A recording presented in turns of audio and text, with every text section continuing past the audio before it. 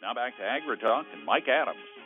Welcome back. As this drought of 2012 continues, we realize more and more the many different areas that are impacted, and a lot of layers, a lot of levels to this, and one of those being the impact on the sale of farm equipment. That's an industry that's done pretty well the last few years, but how will it come through this? We're going to talk about it now with the president of the Association of Equipment Manufacturers.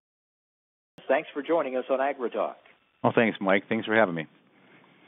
All right, there's some good news and some bad news. Obviously, the bad news, the drought, and that threatens farmers and equipment manufacturers both, right?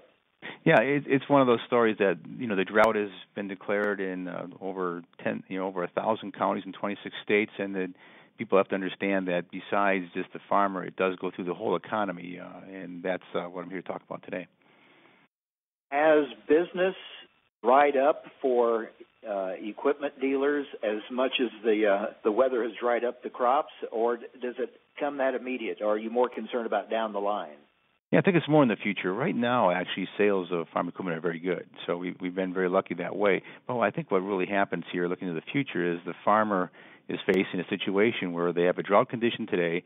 You have a farm bill expiring on September 30th. With that bill expiring, that safety net, that insurance that the farmer relies on, might not be there, or at least long-term isn't going to be there. So looking at that will affect their future purchases, that market uncertainty.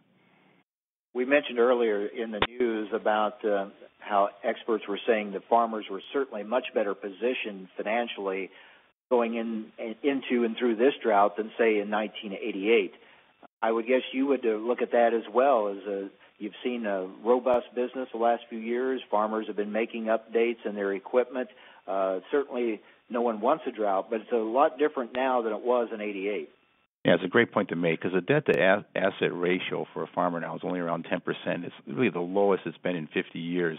With that in mind, I think the farmer's in a good position to get through this. And also with the Farm Bill existing today, they still have the safety net. Our concern just becomes, in a fragile economy we have today and a drought, creating market uncertainty that will really damper sales of equipment in the future. I mentioned the robust business your industry has enjoyed the last few years. I mean, while you would hope that would continue, I guess realistically you expect maybe a dip somewhere along the line. The key is how big will that dip be now? Yeah, there's a lot of factors that'll support it. You have a growing population worldwide that now is really looking at the U.S. as a supplier. So the U.S. is becoming the exports of commodities worldwide is really helpful there. On the equipment side, the same thing, where we've moved from maybe 25% of our sales being overseas to 50%. So really, there's a good future for it. Are you concerned about the impact if business is down, then production down, that affects jobs in factories, things like that? Yes, what will happen is the market, as the drought continues and you don't have a safety net there, the farmer will look at it and say, maybe I will not buy the latest technology out there for the next year. And that alone then will go to the manufacturer who will say, well, I'm not sure if I have the sales coming up, so we'll start to reduce our production. And it just flows through the whole system. Then the dealers and the service people have less business, and really it starts to ripple through the entire egg industry and then through the entire U.S. industry. Yeah, it is very much a ripple effect. But on the other hand, if farmers are coming off some really good times, economic times, and they are still optimistic about looking to the future, that demand for food and always the optimism of next year, you're hopeful, I'm sure, that they'll approach their equipment decisions that way as well. Yeah, and farmers are good planners, so I think in that regard there is a good side to that story. And it does relate over to a great example you had mentioned earlier was we have the transportation bill that passed, the good news part. And after 1,000 days of having an expired bill for transportation construction and fixing our roads and bridges, that was passed on June 30th. Now that went out there and created market certainty in an industry, and it saved 1.8 million jobs. And I think that is, as you look to the Farm Bill, the same story can happen there, that Congress will get a bipartisan effort together, recognize the importance of the agriculture industry to the country, and get that safety net back for farmers. We're talking with Dennis Slater, president of the Association of Equipment Manufacturers. I'm sure you're watching this Farm Bill debate very closely. Absolutely are. Right now, I think what we're trying to do is get a call to action out there. We have a website called www.imakeamerica.com that your listeners can go to. They can go to Congress and get this one opportunity here to set farm policy for the next 5 years. We did this for the surface transportation bill, gathered over 21,000 of our supporters, and in the end, on June 30th, got a bill passed. Yeah, and you mentioned the word certainty, and that's what keeps coming up in this. You want to have that certainty of what the farm program is going to be for the next several years. Even a one-year extension that they're talking about now doesn't give that certainty. You don't know what's next after that year.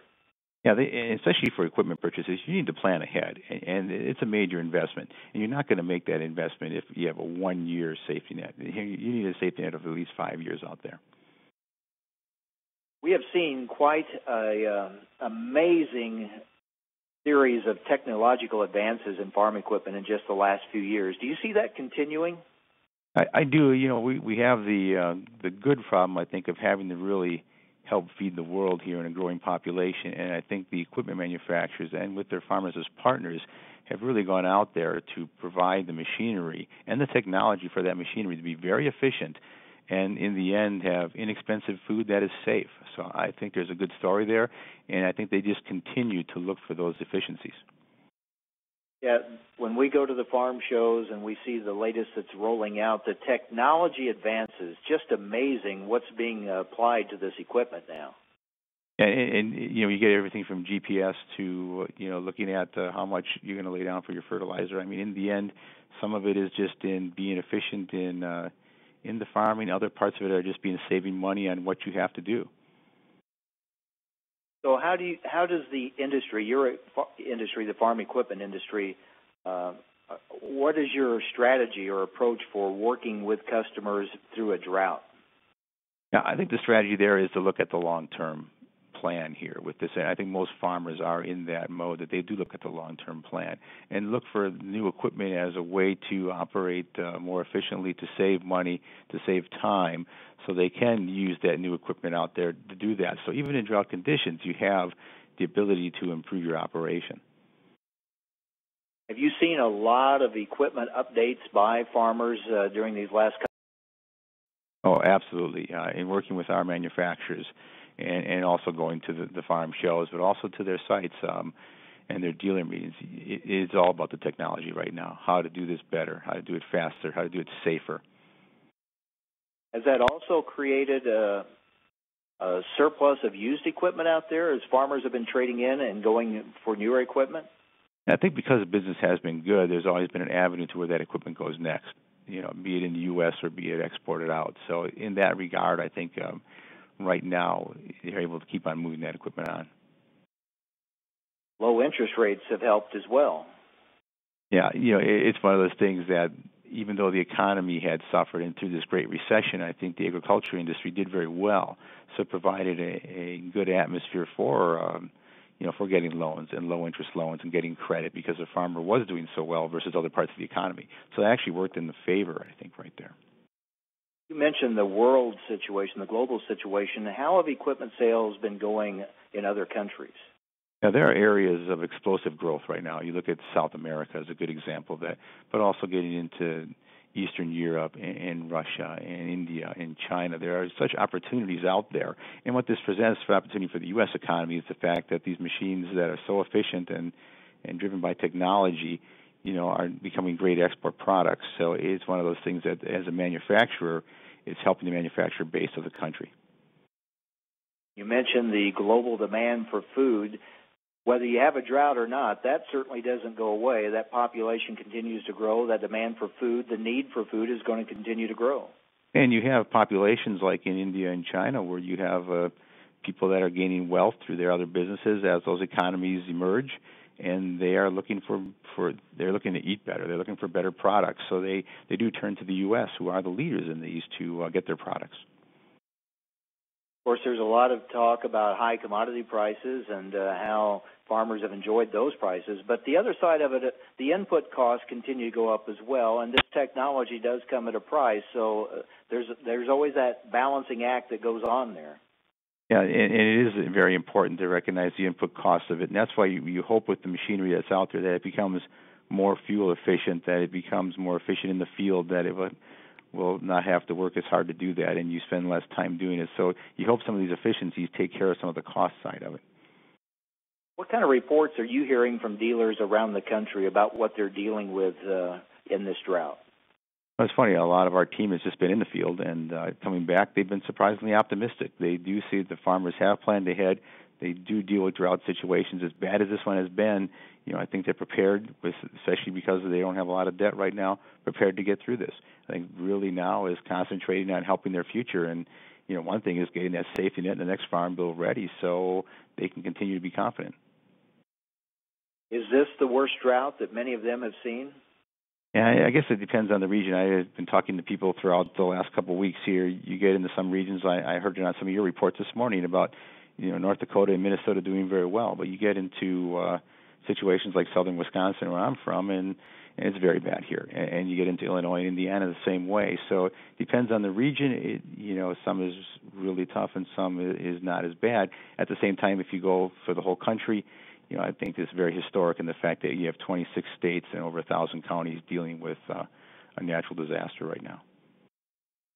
As you look at overall sales, what is really driving? I mean, what's moving the most has been the last couple of years. What have been the really hot markets for you? Well, I think through historically the combine has done so well in the last few years. Now sales have kind of leveled off this year with that, but combine sales have emerged, and also tractors with more horsepower out there too to do things, and also new planters are out there too. So you have a number of products that I think they're adding better technology to them, and the farmer's in a position that they can purchase those. I want to get back to the technology. Do you think we'll continue to see these advances in the auto steer, those type of things that we've been seeing more and more of them? Is that going to become more commonplace, you think, in the future? Oh, I think absolutely it will be more commonplace. I think there's just a need to address the situation of, first of all, how many workers on a farm do you have? Second of all is, if you do it this way, can it be more efficient? And I think by having things automated that way and using GPS and that, it can do things that, a person driving is not going to be able to think about all those things at once. So I do think they'll keep on moving in that direction. It is amazing, and the ability to provide more horsepower and good fuel efficiency at the same time. Right, because as you face the requirements, for fuel efficiency and also cleaner exhaust on the machines, you have that out there. They are answering the call with that. Dennis, thank you very much. Another area of the economy that certainly feeling the impacts of the drought, and we'll get through this in good shape. Thank you for the update. Well, thanks for having me.